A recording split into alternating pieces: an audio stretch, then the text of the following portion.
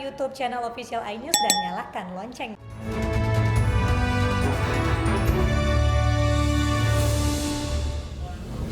Mantan Menteri Sosial Juliari Batubara menjalani sidang perdana korupsi dana bansos pandemi corona. Sidang sempat tertunda menunggu Juliari dihadirkan langsung ke pengadilan Tipikor karena hakim menolak sidang online. Dan Juliari hadir virtual dari rutan KPK.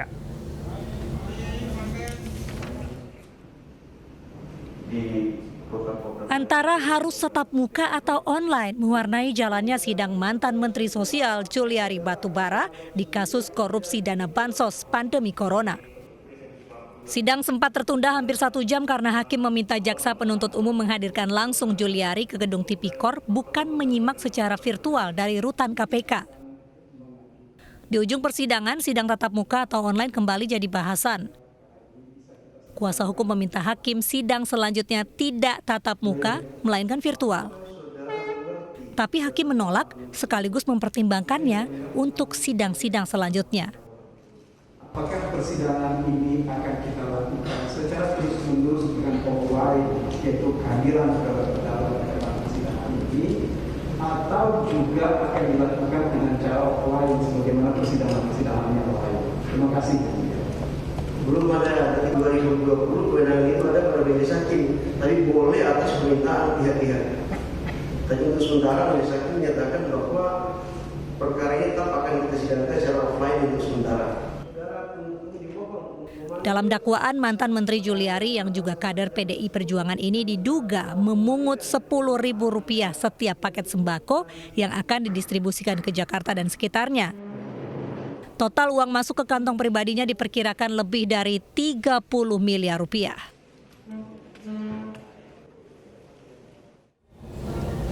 Jika di kasus mantan Mensos Menteri Juliari Batubara keinginannya sidang online, hari ini Habib Rizik justru menjalani sidang lanjutan sesuai keinginannya untuk tatap muka langsung di ruang sidang. Agendanya memeriksa saksi kasus swab tes palsu.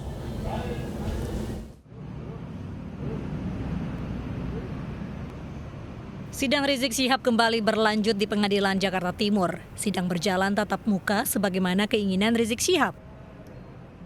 Meski tatap muka, hakim membatasi yang boleh masuk ruang sidang hanya jaksa penuntut, terdakwa dan pengacara. Agenda hari ini memeriksa 6 saksi di kasus dugaan pemalsuan swab tes Rizik Syihab yang kala itu dirawat di Rumah Sakit Umi Bogor. Salah satu saksinya dari lembaga Mercy yang melakukan swab tes ke Rizik Syihab. Dalam kasus ini, Rizik Syihab tak sendiri menjadi terdakwa. Tapi ada Direktur Utama Rumah Sakit Umi dan menantu Rizik Syihab, Muhammad Hanif Alatas. Buntut dari insiden penganiayaan seorang perawat di Rumah Sakit Siloam, Palembang, Sumatera Selatan, seluruh petugas keamanan rumah sakit diganti. Saat terjadi penganiayaan terhadap perawat Christina Remauli 15 April lalu, petugas keamanan yang berada di lokasi tidak responsif dalam melindungi perawat. Dalam video, perawat hanya dilindungi oleh rekan perawat lainnya. Akibat kejadian ini, pihak rumah sakit pun telah berdiskusi dengan vendor jasa keamanan dan memutuskan merotasi petugas keamanan. Terkait pemutusan kontrak kerja menjadi wewenang vendor penyedia jasa keamanan.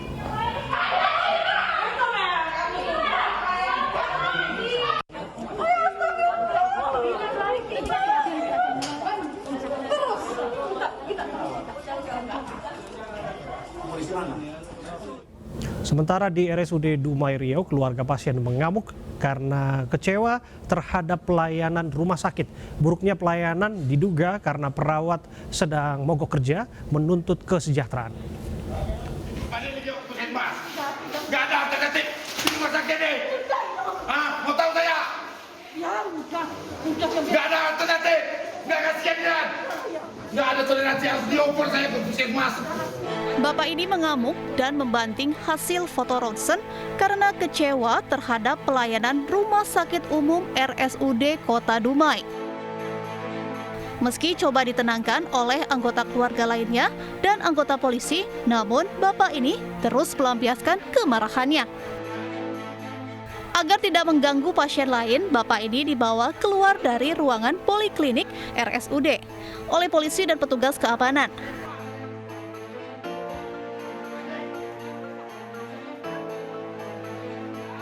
Diduga kemarahan keluarga pasien ini karena tidak mendapat pelayanan yang baik saat berobat dan merasa dipimpong oleh pihak rumah sakit yang tidak menerima keluarganya yang baru saja melahirkan untuk dirawat, tapi malah dirujuk ke puskesmas.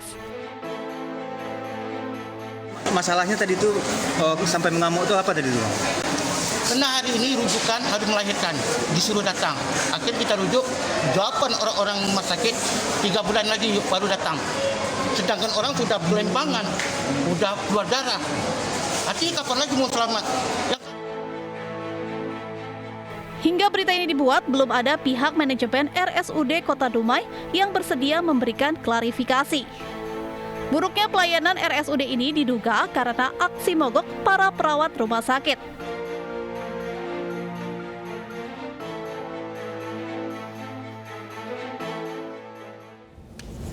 Apa sebenarnya yang terjadi di Rumah Sakit Umum Daerah Dumai? Kita sudah terhubung dengan Direktur RSUD Kota Dumai, Dr. Rido Naldi. Assalamualaikum, selamat malam, Dr. Rido. Selamat malam, Mas Adi. Ya, dokter, langsung saja. Yang jelas tenaga medis mogok, pasien terlantar. Kok bisa begini ya? Ya, sebelumnya kita memohon maaf kepada seluruh masyarakat terjadinya mogok beberapa jam pada hari kemarin itu dikarenakan perawat dan tim medis kita menutup poli dengan sendirinya.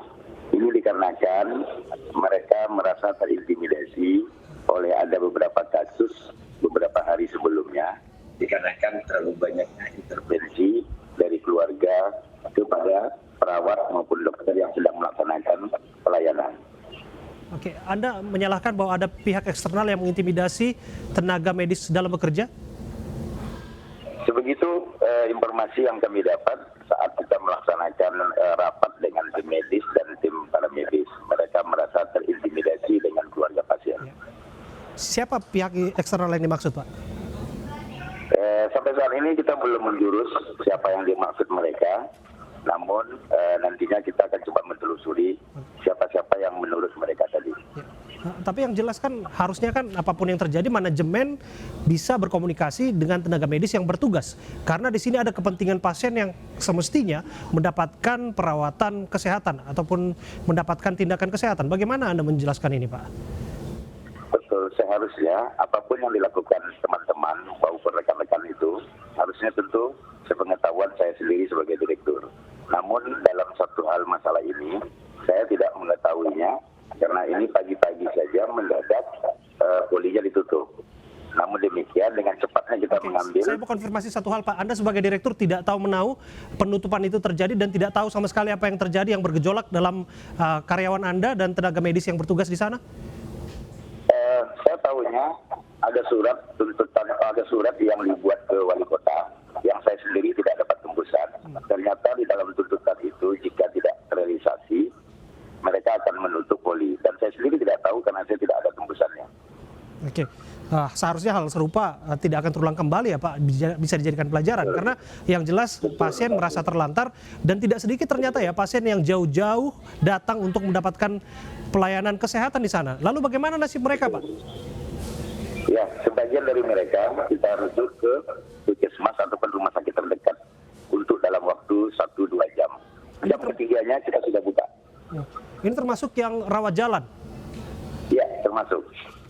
Ini kan sangat disayangkan. Mereka kan sudah berkonsultasi dengan dokter yang ada di sana sebetulnya, Pak. Harusnya bisa lanjut. Jadi kapan bisa kira-kira ini bisa dibuka kembali fasilitas kesehatan untuk masyarakat? Nah, setelah 3 jam itu kita bawa komunikasi, kita sudah mulai buka hari itu juga dan sampai hari ini dan seterusnya itu sudah kita yakinkan pelayanan kita seperti biasa. Artinya per hari ini sudah tidak ada masalah lagi di sana, seluruh layanan, poliklinik dan segala jenis fasilitas kesehatan yang ada sudah bisa diakses oleh warga? Sudah bisa, bukan masalahnya hari ini, dari kemarin juga, cuman hanya kita telatkan 3 jam saja. Hanya 3 jam saja, artinya ya, pemberitaan yang beredar bahwa ditutup sampai waktu yang tidak ditentukan itu sudah tidak berlaku lagi ya Pak, artinya sudah aktif kembali? Tidak, itu sudah kita sepakati dengan komite medis dan komite perawatan. Oke, satu hal Pak, soal komunikasi antara tenaga medis dan pihak manajemen, termasuk Anda pimpinan sebagai direktur di sana, agar peristiwa serupa tidak terulang kembali. Ada isu kesejahteraan tenaga medis di sana yang dipersoalkan. Saya tidak tahu menahu soal ini, tapi yang ingin saya tahu adalah respon Anda. Itu tidak benar. Malah kita boleh katakan rumah sakit kita ini adalah paling cepat setiap pembayaran insentif kepada nakes kita. Kita bisa membayarkan pekerjaan bulan ini, bulan depan sudah bisa kita bayarkan. Silakan saja bandingkan dengan rumah sakit yang lain. Oke, artinya setiap tenaga medis yang bertugas dibayar secara layak, tepat waktu, Ya, sesuai dengan betul. kinerja mereka. Benar. Oke, jadi persoalan kesejahteraan ini tidak akan berulang kembali yang berujung pada mogok kerja dan lain sebagainya, begitu ya Pak? Di dalam tuntutan yang untuk hari kejadian hari ini, saya rasa tidak ada masalah kesejahteraan. Oke. Terima kasih waktu Anda sudah berbincang bersama kami, Direktur RSUD Kota Dumai, Dr. Rido Naldi, sudah hadir bersama kami di iNewsroom.